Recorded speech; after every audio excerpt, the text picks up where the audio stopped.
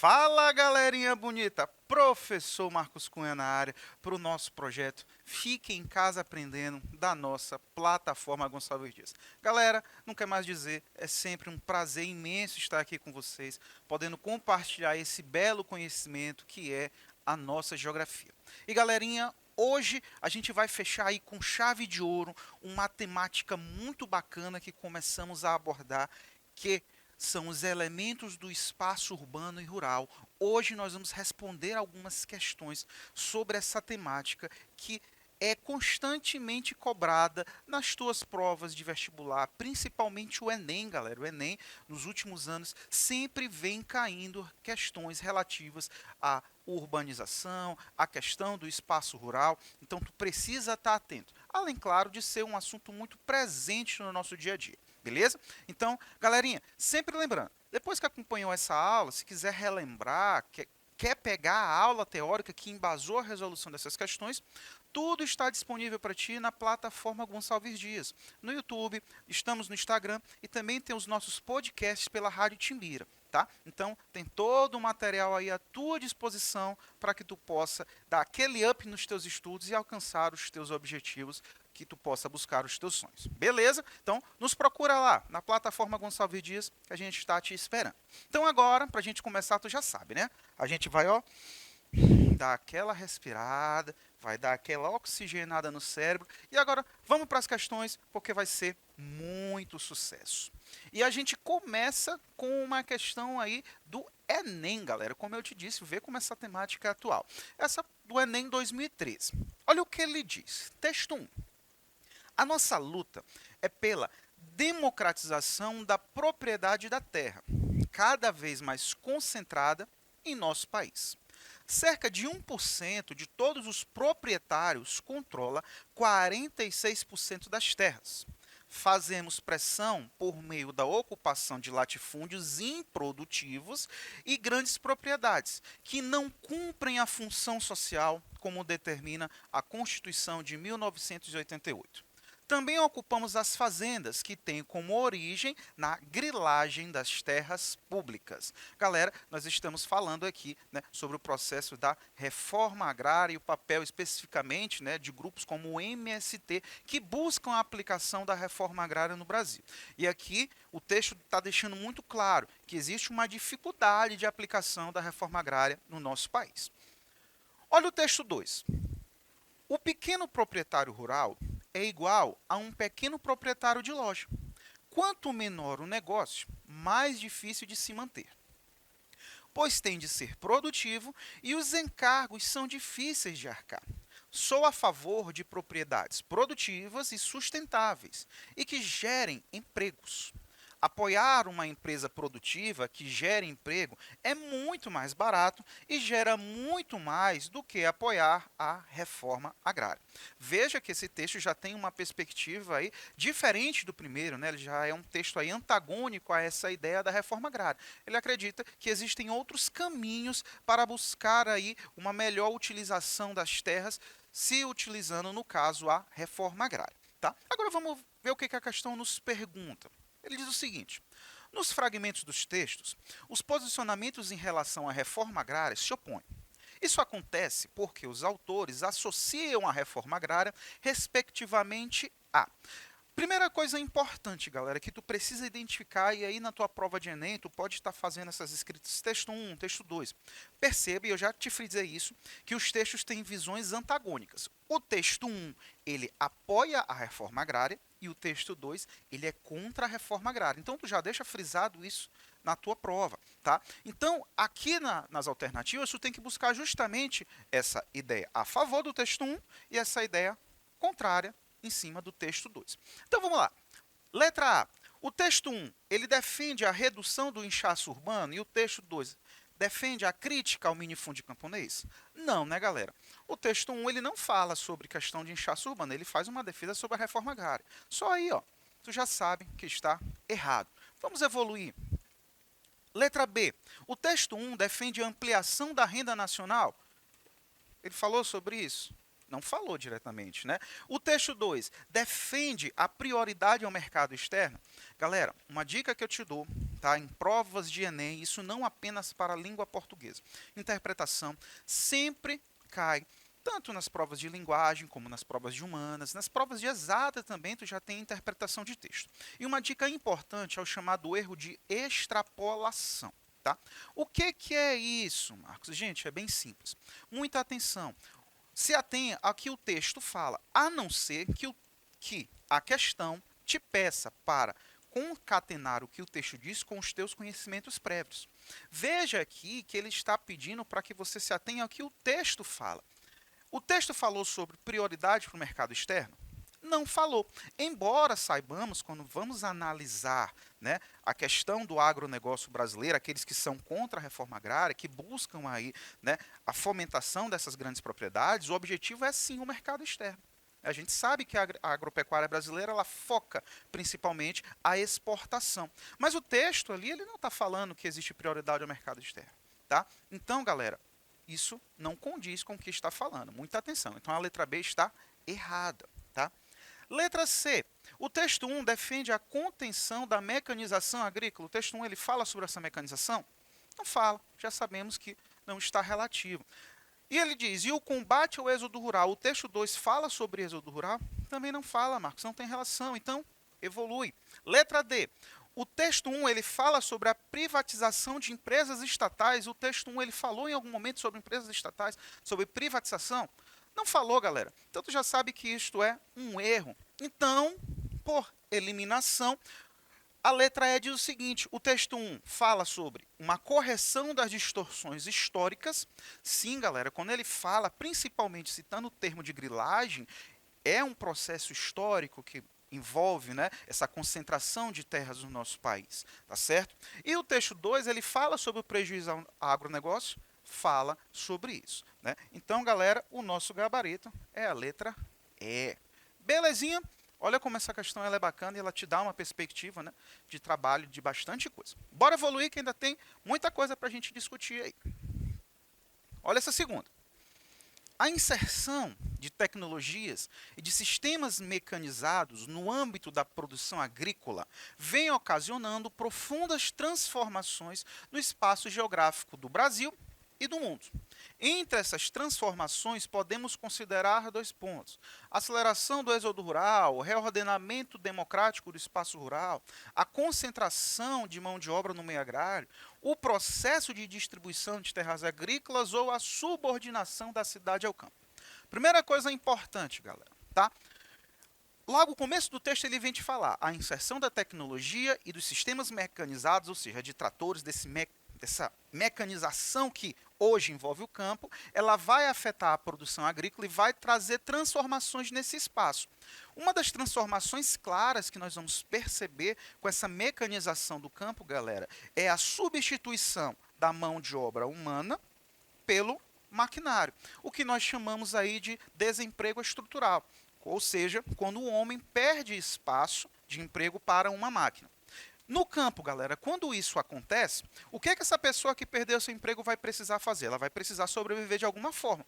E nós já falamos, quando nós vamos analisar o nosso processo histórico, principalmente do Brasil, esse aumento da desigualdade, essa mecanização do campo, ela vai ser um dos fatores que vão impulsionar o quê? O êxodo rural. As pessoas vão buscar sobreviver de alguma forma. Se eu não tenho como sobreviver no campo, no espaço rural, eu vou buscar sobreviver no espaço urbano, eu vou migrar para aquela localidade. Então, galera, as transformações que nós podemos considerar, essa inserção tecnológica, esses sistemas mecanizados, eles vão estar diretamente atrelados a quê? A quê? A quê?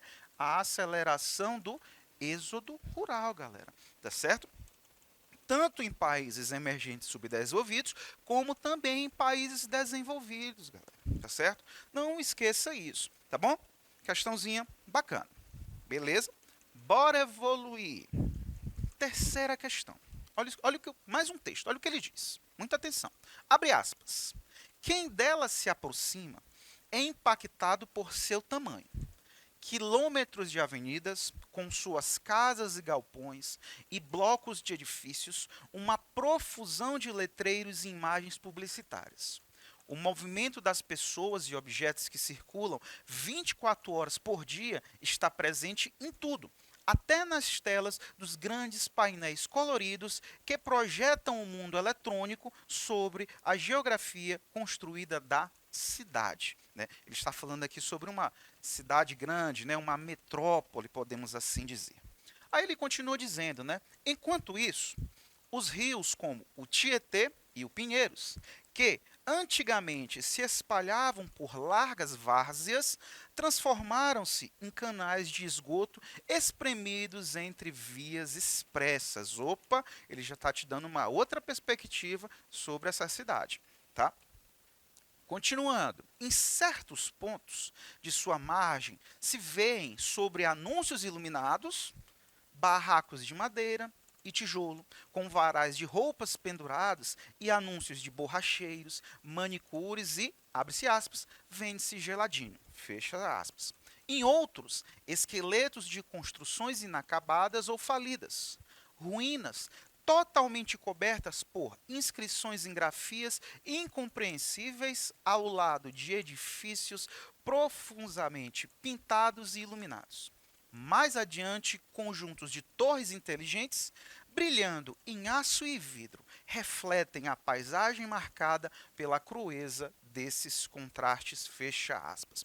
Gente, um texto bem bacana. Antes de nós irmos para a questão, fica muito claro, né? Ele está dando aí uma dupla perspectiva sobre uma cidade, no caso ali a cidade de São Paulo, né? De um lado, tu tem a grandeza, a riqueza, a expansão urbana, e do outro lado tu tem um contraste, a pobreza, a falta de planejamento, né, urbano, que vai fazer essa cidade ser um espaço aí único, né, que vai congregar essas duas realidades distintas, uma realidade de desenvolvimento e uma realidade de pobreza, beleza? E aí olha o que a questão te diz. Trecho acima apresenta uma narração que descreve o ambiente e a paisagem da cidade de São Paulo. O ritmo de atividade e os problemas estruturais mencionados explicam-se respectivamente pelos conceitos de...